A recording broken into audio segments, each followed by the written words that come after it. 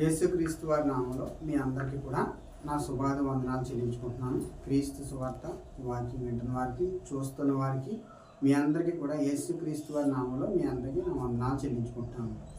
ముందు తండ్రి అయిన దేవుడికి నా వందనాలు, మన ప్రభులు యేసుక్రీస్తు వారికి ఆయనకి స్తోత్రములు, వందనాలు చెల్లించుకుంటున్నాను. ఈరోజు మనం నేర్చుకునే వాక్య భాగం పాఠం ఏంటంటే, మన పాపములకి దేవుడు మనకి క్షమించేవాడు ఉన్నాడు. అంటే మనం చేసే ప్రతి తప్పులకి కూడా దేవుడు మనం క్షమించి మనం నిత్య జీవంలో ప్రవేశించాలంటే మన పాపముల వల్ల మన దేవుని దగ్గరికి వెళ్ళలేము.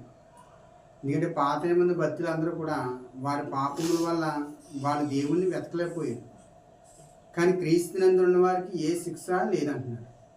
అంటే మన పాపముల వల్ల మన క్రీస్తుకి దూరం అయిపోతున్నాం. మన పాపములకి ఆయనే మన పరిష్కారం చూపిస్తాడు. మనం నేర్చుకునే పాఠం అదే. మన దేవుని వాక్యంలోకి వెళ్ళిపోదాం, సమయం అవుతుంది కాబట్టి. లేవియా కాండం బైబిల్ తీసుకున్నాం. లేవియా కాండం 6వ వచనం మనం నేర్చుకున్నాం. ఈరోజు వాక్యంలోకి వెళ్ళిపోదాం. లేవియా కాండం బైబిల్ తీసుకున్నాం. 1వ వచనం చదువుకుందాం. లేవియా కాండం 1వ వచనం. మరియు యెహోవా మోసేతో ఇలా సెలవిచ్చింది. అంటే దేవుడు మాట్లాడుతున్నాడు, మన దేవుడైన యెహోవా మోసేతో మాట్లాడుతున్నాడు. 1వ వచనం. మరియు యెహోవా మోసేకు ఇలాగ సెలవిస్తున్నాడు. అంటే దేవుడు మాట్లాడుతున్నాడు. సెలవు అంటే దేవుడు ఇలా చెప్తున్నాడు అని. ఒకడు యెహోవాకు విరోధముగా ద్రోహం చేసి పాపి అయిన ఎడల అనగా తనకు అప్పగింపబడిన దాన్ని గూర్చియే గాని తాకట్టు ఉంచిన దాన్ని గూర్చియే గాని దోచుకొన దాన్ని గూర్చియే గాని తన పొరుగువానితో ఎడల నేమి. చాలు. అంటే ఈ పాత నిబంధనలోని లేవియా కాండంలో ఏం చెప్తారంటే, దేవుడు అప్పుడైన వారు ఏం చేసేవారంటే, వాళ్ళు ఇశ్రాయేలు అందరూ కూడా వాళ్ళ అబద్ధములు ఆడుతూ బొంకేవారు దేవుడి దగ్గర. ఈ అబద్ధములన్నింటికి కూడా వాళ్ళ పాప పరిహార బలి అని అర్పించేవారు. పాపములకి అపరాధిగా తీర్చబడేవారు. అప్పుడు అపరాధులు అవ్వేవారు. అప్పుడు కాలంలో ఏం చేసేవారు, లేవియా కాలంలో పాత నిబంధనలో మన పితరుల కాలం మోసే కాలానికి వెళ్తుంటే అప్పుడు వీళ్ళు ఏం చేసేవారంటే, పాపముల నిమిత్తం ఒక యాజకుడి దగ్గరికి వెళ్ళి ఒక పొట్టేలి, నిర్దోషమైన పొట్టేలిని తీసుకొచ్చి అక్కడ ఏం చేసేవారంటే అర్పించేవారు, బలి అర్పించేవారు. ఎవరో ఒక యాజకుడు ఉండేవాడు. ఆయన దగ్గర తీసుకెళ్ళి ఏం చేసేవారు, వీళ్ళు తప్పుడు ఏవి చేసినా అప్పుడు బలి అర్పించేవారు. వాళ్ళ పాపముల నిమిత్తం బలి అర్పించుకునేవారు. కానీ దేవుడు అప్పుడు కాలంలో వీరందరూ కూడా ఏం చేసేవారంటే, మోసేకే సెలవెత్తున్నాడు. దేవుడు మోసేతో మాట్లాడుతున్నాడు. ఇలాగని మన బలి అర్పణలు అంటే ఏంటి, దేవుడికి పాప పరిహార బలి అని ఉండేది. అప్పుడు మనిషి చేసిన తప్పులన్నింటినీ కూడా బలి అర్పించేవారు. అప్పుడు కాలంలో మోసే కాలంలో మనం చూస్తే లేవియా కాండంలో ఉన్నాయి. మనం ఇవన్నీ కూడా వాడుకునే మనం చూస్తున్నాం. దేవుడు అప్పుడు కాలంలో మనిషికి పాపక్షమాపణ లేదు. అప్పుడు కాలంలో ఏం చేసేవారంటే, మనం ఎవరితోనా ప్రమాణం చేసినా, ఎవరిదైనా ఏదైనా అక్రంగా తీసుకున్నా ఏం చేసేవారంటే, వాళ్ళకి గుర్తుకొచ్చిందంటే, ఇదిగో నేను తప్పు చేశాను, నేను పాపం చేశాను ఆలోచన వస్తే వాళ్ళు ఏం చేసేవారంటే, ఒక మందలో ఉన్న నిర్దోషమైన ఒక పొట్టేలు తీసుకెళ్ళి ఒక యాజకుడికి ఇచ్చేవారు. ఆ యాజకుడు తీసుకెళ్ళి వీళ్ళ తరపున బలి అర్పించేవాడు. అప్పుడు కాలంలో పాపానికి బలి అర్పించేవారు. దేవుని వాక్యంలో మనం ఉన్నాం. మన పాపముల నిమిత్తం దేవుడు ఈరోజు మాట్లాడుతున్న వాక్యం. నువ్వు నేను మన అందరం కూడా పాపులమే. మనలో ఉన్న పాపం తీయాలంటే మరొక మనిషి తీయలేడు. ఏ మనిషి వల్ల పాపం తీసే ఛాన్స్ లేదు. కానీ దేవుడు స్పష్టంగా మాట్లాడుతున్నాడు. ఈ పాత నిబంధన భక్తులు అందరూ చూస్తే వారికి కలిగిన దాంట్లో వాళ్ళు ఏ తప్పు చేసినా, ఎదటి వాళ్ళు ఏదైనా తీసుకున్నా లాక్కున్నా ఏం చేసేవారు, వారికి గుర్తొస్తే ఇదిగో నేను తప్పు చేశాను అని దేవుడి దగ్గరికి వెళ్ళి ఏం చేసేవారంటే వాళ్ళు అపరాధులుగా తీర్చబడేవారు. అపరాధులు అంటే పాపం చేసిన వారు వీళ్ళు అపరాధులు. అంటే ఈ లేవియా కాండంలో మనం చూస్తే పాప పరిహార బలి అని ఉంటుంది. అంటే ఏ మనిషి అయినా తప్పు చేసినా ఒక యాజకుడి దగ్గరికి వెళ్ళి ఒక పొట్టేళ్ళని తీసుకుని వెళ్ళి అది నిర్దోషమైనది ఉండాలి, మళ్ళీ అందులో ఏ మచ్చ ఏది దానికి ఏమి ఉండకూడదు. కానీ దేవుడికి బలి అలా అర్పించేవారు దేవుడైన యెహోవాకి. కానీ పాత నిబంధనల భక్తులు అందరూ కూడా మన పితరులైన మోసే కాలానికి మనం చూసుకుంటున్నాం. కానీ మనం కొత్త నిబంధనకు వచ్చేస్తే కొత్త నిబంధనలో రోమాపత్రిక 8వ అధ్యాయం 1వ వచనం నుంచి చూద్దాం. ఈ రోమాపత్రికలో దేవుడు మాట్లాడుతున్నాడు. యేసుక్రీస్తు వారు స్పష్టంగా ఆయనే మాట్లాడుతున్నాడు. పాత నిబంధన భక్తులందరూ అపరాధులను తీర్చబడ్డారు.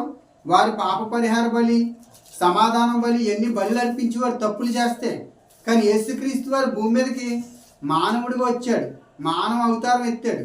ఆయన నీ కోసం నా కోసం ఈ లోకానికి వచ్చాడు. ఆయన మనం చేసిన పాపములన్నీ కూడా దేవుని ఎద్దకు వెళ్ళిపోయి 8వ అధ్యాయం 1వ వచనం చూద్దాం.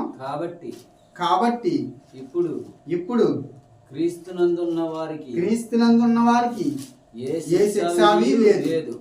అంటే కాబట్టి యేసుక్రీస్తు వారు అందు ఉన్నవారికి ఏ శిక్ష లేదంట. అంటే ఎందుకు లేదు? అప్పుడు కాలంలో పాప పరిహార బలి అర్పించేవారు. యేసు ప్రభు వారే వచ్చాడు ఒక బలి పశువులాగా. ఎందుకు వచ్చాడైనా? మనం చేసిన తప్పులు, మనం చేసిన పాపములు ఎక్కువగా ఉన్నాయంట. ఈ పాపం నిమిత్తం ఆయన ఏమన్నా తెలుసా? తండ్రి దగ్గర, తండ్రి నేను ఈ లోకానికి వెళ్తాను, భూమి మీదకి వచ్చాడు ఆయన. ఆయన తండ్రి దగ్గర ఉన్నవాడు. ఆయన దగ్గర ఉంటూ ఆయన మంచి జ్ఞాన సంగతులను ఎన్నో నేర్చుకుండి తండ్రి దగ్గర ఆయన భూమి మీదకి వచ్చాడు. మానవుడిగా లోకానికి వచ్చాడు. శరీరమైన కానీ ఆయన కార్యాలు చేయలేదు, ఆత్మీయ కార్యాలు చేశాడు ఆయన. మనం ఇంకా కిందకు చదువుకుందాం. 2వ వచనం. క్రీస్తునందు ఉన్న వారికి ఏ శిక్ష లేదంటాడు. క్రీస్తునందు అంటే నువ్వు చేసిన పాపములన్నీ కూడా ఆయన నీ పాపములన్నీ కూడా ఆయన క్షమిస్తాడు. క్రీస్తునందు జీవమునిచ్చి ఆత్మ యొక్క నియమం పాప పరిహార పాప మరణములను నియమము నుండి నన్ను విడిపించు.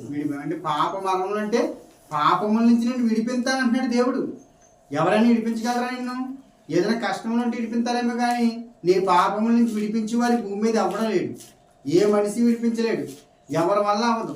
కానీ యేసుక్రీస్తు వారి ద్వారా అవుతుంది నీ పాపముల నిమిత్తం. అందుకే క్రీస్తునందు ఉన్న వారికి ఏ శిక్ష లేదంటున్నాడు దేవుడు. క్రీస్తునందు మనం ఉన్నాం. ఎందుకంటే మనం ముందు కాలంలో ఎలా ఉన్నామంటే మనం ఇష్టానుసారంగా బ్రతికాం, లోకానుసారంగా జీవించాం. కానీ ఎందుకంటే ఇప్పుడు మనకి క్రీస్తునందు ఉన్నాం. క్రీస్తునందు అంటే మనం బ్రతికినా క్రీస్తు కొరకే, మరణించినా క్రీస్తు కొరకే. మన మరణం దేవుని చేతిలో ఉంది. ఎందుకంటే నువ్వు ఈ లోకంలో అనేక వాటి కోసం మనం ప్రయాసలు పడతాం. కానీ మనకు ఆశ్చర్యమైనది, పర సంబంధమైనది ఎక్కడుంది? పరలోకంలో ఉంది. భూమి మీద మనం ఎంత ప్రయాసపడినా వ్యర్థం అంటాడు దేవుడు. ఈ లోకంలో నువ్వు ఎంత ప్రయాసపడినా అది కొద్ది రోజుల మట్టికే. కానీ శాశ్వతమైనది పరలోకం. అక్కడికి వెళ్ళాలంటే క్రీస్తునందు మనం తగ్గించుకుండి, క్రీస్తే నీ రక్షకుడు, క్రీస్తుని పోలి మనం నడుచుకుంటే మనం నిత్య జీవనంలో ప్రవేశిస్తాం. అందుకే మనం పర సంబంధమైనది ఏది కూడా దేవుడు మనకి సిద్ధపరుస్తాడు. ఈ లోకంలో ఎన్నో ఉన్నాయి లోకానుసారమైన. ఇవన్నిటి కోసం మనం ప్రయాసపడతాం, లోకానుసారమైన కోసం మనం పాటలు పడతాం. కానీ పర సంబంధమైనది పరలోకంలో ఉన్నాయని ఏ మనిషికి కూడా జ్ఞానం లేదు.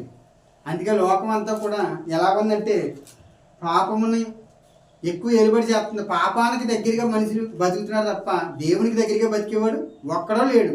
లోకం అంతా కూడా ఏమైపోయింది? ఒక్కడో నీతిమంతులు లేడు అంటున్నాడు దేవుడు.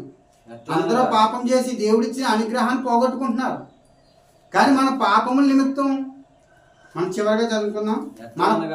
ఎట్లా అనగా ధర్మశాస్త్రం దేనిని చేయజాడు పోయినో దానిని దేవుడు చేసింది. చాలు. అంటే ధర్మశాస్త్రం అంతా కానీ దేవుడు చేశాడు. ధర్మశాస్త్రంలో పాత నిబంధనలో చూసాం, వారు చేసిన అపరాధములన్నింటినీ కూడా పాప పరిహార బలి అర్పించేవారు. కానీ దేవుడు యేసుక్రీస్తు వారు కొత్త నిబంధనకు వచ్చినప్పటికీ ఆయన సొంత కుమారుణ్ణే, నా వైపు చూడాలి, ఆయన సొంత కుమారుణ్ణే లోకానికి ఇచ్చేసాడు. ఆయన పాప శరీరంతో ఆయన భూమి మీదకి వచ్చాడు మానవుడిగా. 4వ వచనం చదువుకుందాం.